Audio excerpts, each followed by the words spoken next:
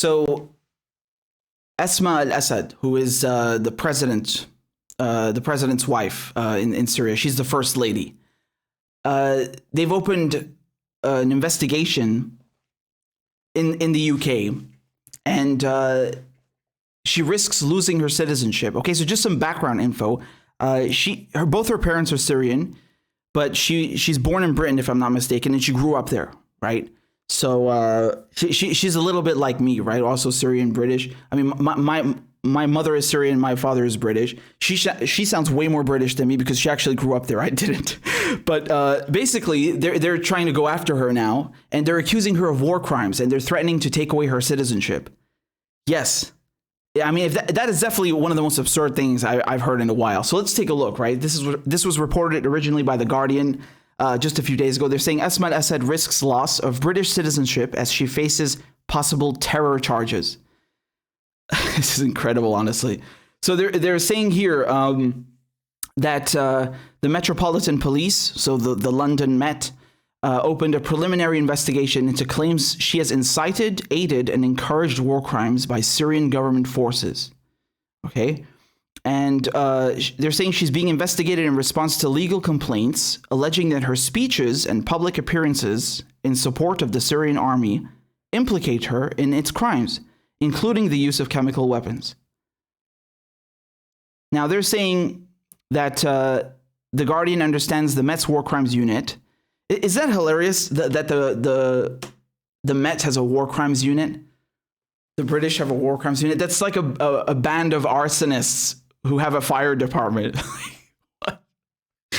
You know they're full of shit because they've never arrested anyone who works in Whitehall or in Westminster. That just tells you that they're full of shit. Like it's just a front. It's just a cover. It doesn't mean anything. So they're saying that the Met's War Crimes Unit began its inquiries into Esma al-Assad earlier this year and is determining if there is enough evidence to launch a full investigation. Already targeted by UK, US, and EU financial sanctions. And by the way, not just her. I recall they also targeted Assad's son, who's like 17 or 18 or something. Like what? They really got nothing better to do, huh? So already targeted by UK, US, and EU financial sanctions, the former New York investment banker and daughter of a Harley Street cardiologist could be stripped of her British citizenship and subjected to an international arrest warrant if the investigation proceeds. Now, they're saying that basically legal filings submitted by Guernica 37, I don't know if I'm saying that correctly, Guernica 37 International Justice Chambers, quote speeches in which Assad lauds the mothers of slain Syrian soldiers and cite footage of her warmly greeting female troops. They point to interviews where she claims to have supported her husband out of personal conviction and glorified soldiers for defending the homeland. Okay, now we get to remember this name, all right? The evidence compiled, in our view, legally speaking, far exceeds what may be considered reasonable comment or mere propaganda and amounts to the incitement, encourage, and/or aiding and abetting of war crimes and crimes against humanity, said Toby Cadman, the joint head of chambers at Guernica 37. And they're saying that, I mean, look, let's just get one thing straight here. The first reaction that I had to this, I laughed because I thought it was something from The Onion. Honestly, like what is this? You know, just hypothetically speaking, like even if you want to agree with their nonsense, wouldn't it make more sense to go after, you know, military officials? What does his wife have to do with it? Like, of course, his wife is gonna support him in public. And it gets even more interesting. It gets even more interesting here because that name Toby Cadman, okay? He's one of the founders of this law firm, Guernica 37, okay? And he used to be a partner of Sherry Blair.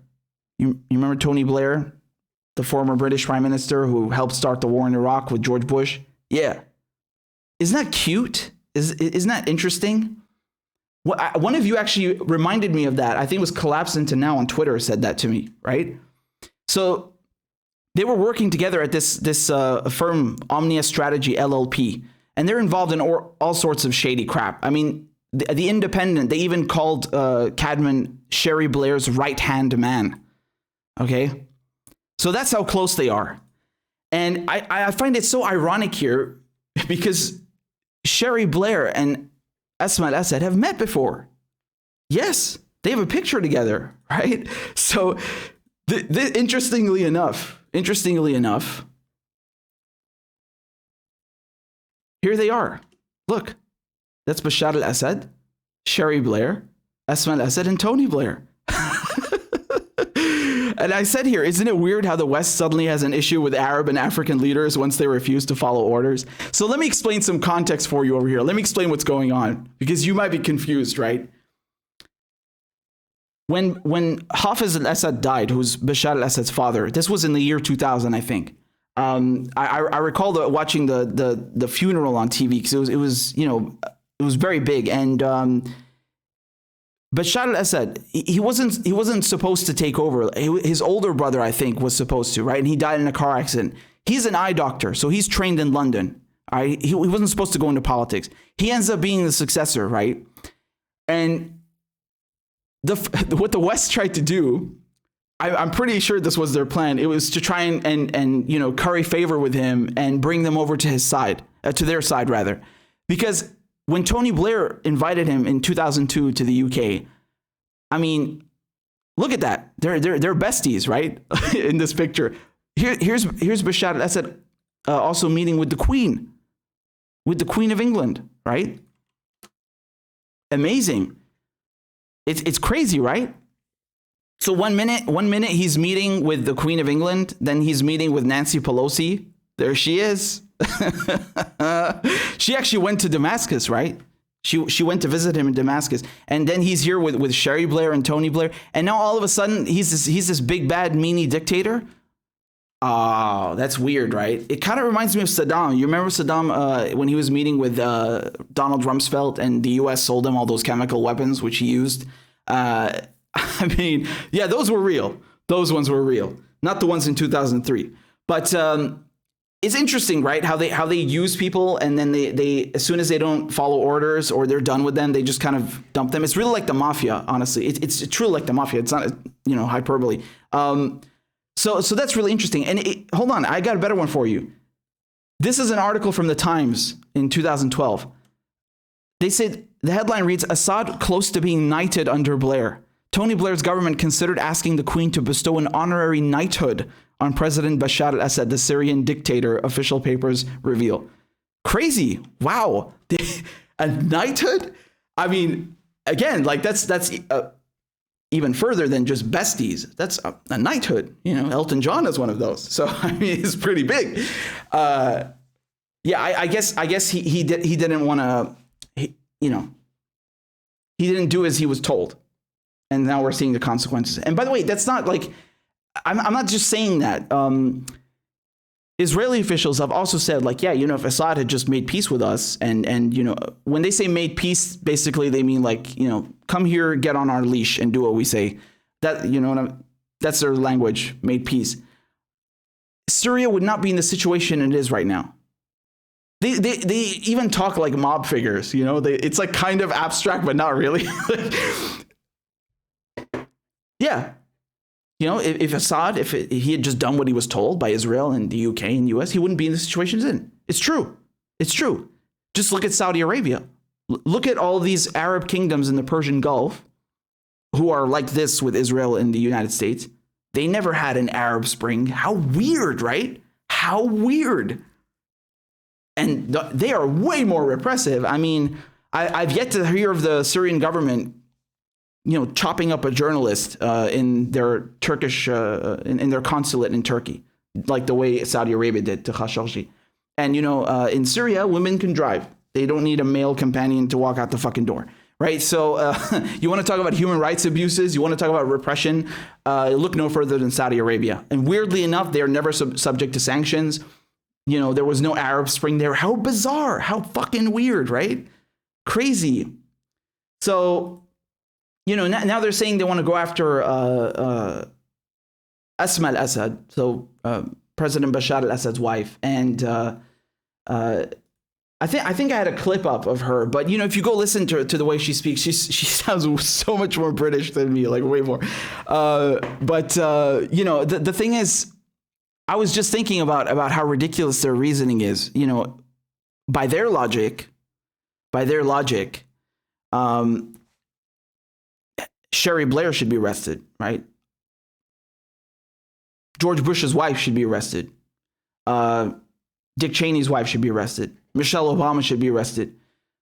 I haven't looked, but I'm 99.99% sure if you go on YouTube or you just Google it, you're going to find clips, articles of these wives, of these first ladies praising American troops. And American troops have committed war crimes. British troops have committed war crimes. They're still illegally occupying Afghanistan and Iraq. Right? So what's up with that? There's a clear double standard going on here, right? Even if you want to play devil's advocate and agree with their bullshit, why is there a double standard here? You want to go after the first ladies of people who've committed alleged war crimes? Okay, well, why aren't you doing that with Tony Blair's wife, or I don't know, Michelle Obama, or Melania Trump, or Jill Biden? Oh, my bad, Dr. Jill Biden. I'm pretty sure they've praised the troops before. I'm pretty sure they've done that. I'm pretty sure that they've spoken in favor of American imperialism, right? So are you going to prosecute them as well? I'd love to see it. At least be consistent with your bullshit. This just shows that it's political, and I don't mean because we're talking about politics. No, I mean in the sense that it's not based off of actual laws. It's based off of a political witch hunt. It's just bullshit, right? They hate that they can't actually find anything wrong that she's done. If you go actually and look at the leaked emails, you remember there was oh my God, The Guardian has uncovered a treasure trove of leaked emails from Assad. The shit that they're talking about is I think chandeliers or something that they wanted to buy for the presidential palace. Whereas if you go and look at leaked cables and leaked emails from the United States and Hillary Clinton, it's yeah, let's go and fucking bomb Libya and steal their oil. Okay, well, that was a that was a CAP email from New York Times. I kept thinking it's a DNC one. But still, it's let's conspire with the DNC to elect Hillary. Let's make sure that Italy and Germany don't prosecute those CIA agents that were caught torturing innocent men in Europe and kidnapping them because they thought they were terrorists. That's the kind of shit you find. Right. And then they even tried to spin that and they're like, oh, look at them. They're living this lavish life while there's a war going on. And so, yeah, Asma al-Assad, right? I mean, this woman just survived cancer. OK, she's a cancer survivor. She's regularly sitting down with average Syrians, regular Syrians, going and visiting villages, like a real people person. Right. Not locked up in some ivory tower. And they're trying to demonize her because they just have nothing better to do. And again, just look a few years ago, they were putting her on the cover of Vogue magazine. I'm not kidding. She's on the cover of Vogue magazine.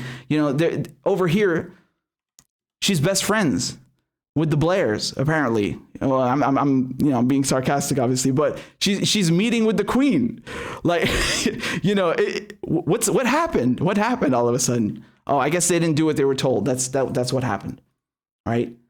So this law firm over here, Guernica 37, I mean, it's founded by the right-hand man of Tony Blair's wife. What the fuck more do you want me to say? And the first thing that came to my mind is that, the United Kingdom wants to try or investigate someone for war crimes.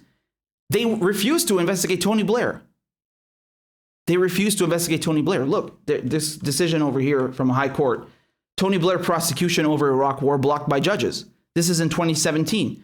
Okay, the reasoning is that the High Court rules there is no crime of aggression in English law under which the former prime minister could be charged. Wow, what an amazing way to escape, murdering a million Iraqis and displacing millions. Genius, right? So when it comes to prosecuting Tony Blair for illegally invading Iraq and killing a million Iraqis, oh, I'm sorry, old boy. There's no crime of aggression under British law. But when it comes to Julian Assange exposing war crimes from that very same war, the Iraq War and Afghanistan, oh, now all of a sudden, U.S. law, United States law, they're going to find ways to make that work in British law. Amazing, right? Amazing. And that's what the judge did. You remember, I went through the judgment with you from Beretzer. She agreed with all the political charges. And again, as far as my understanding goes, I'm pretty certain this is what she did. She tried to find parallels between the crimes that the U.S. is accusing Assange of, cyber crimes, espionage, just bullshit. She tried to find parallels under British law, right? Which is fucking worrying. Not to mention with the fact that she agreed to she agreed to the political charges in the extradition indictment. But it's interesting, right? And when we talk about crime of aggression here, when they talk about a crime of aggression, this comes from the ICC, from the International Criminal Court. Okay, so the ICC has four main crimes that it prosecutes. So you have genocide, crimes against humanity, war crimes, and a war of aggression. The war of aggression, I think this was adopted in 2010. No, excuse me. I think it was 2016 when it came into effect. And the Rome Statute is from 1998. So when they originally formed it in 1998, it didn't have a crime of aggression, a war of aggression. Now it does, but the UK refuses to ratify that.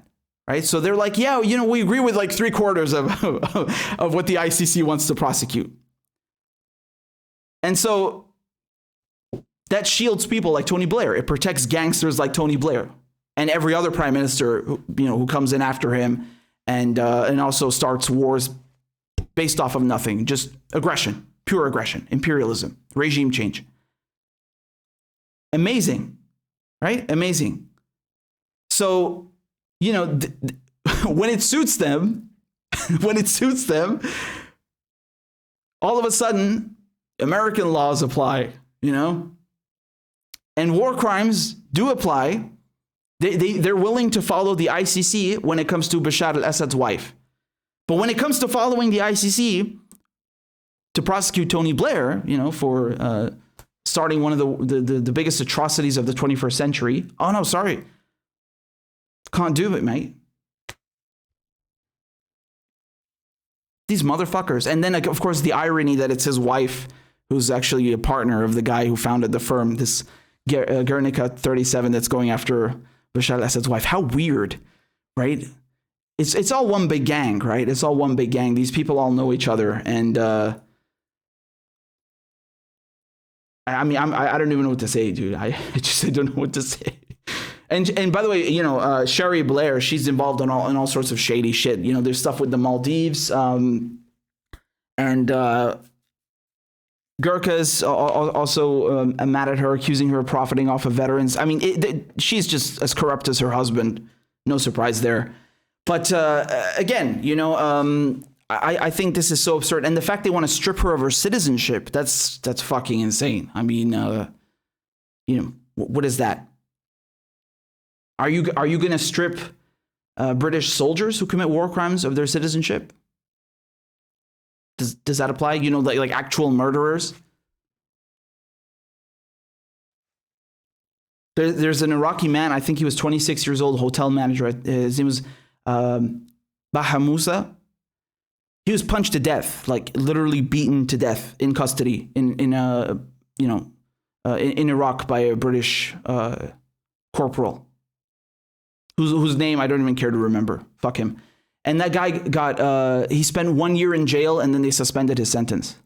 So, if you invade Iraq illegally and you literally beat an Iraqi man to death, you will get 1 year in jail and then you're free.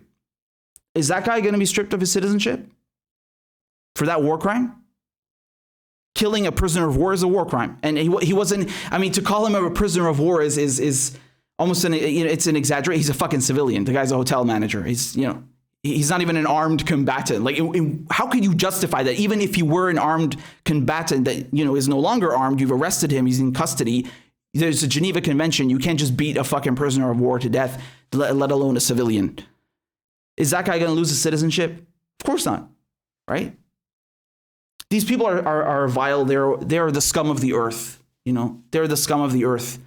And they want to come here and act like, only Arabs and Africans and people in Latin America and Hispanics and North Koreans and Chinese and Russians and Iranians, they all commit war crimes. But no one in Britain commits war crimes. No one in the US commits war crimes. No one in France. Weird, right? It's incredible. What an incredible geographical anomaly that we only find people committing war crimes in those parts of the world. Crazy, right?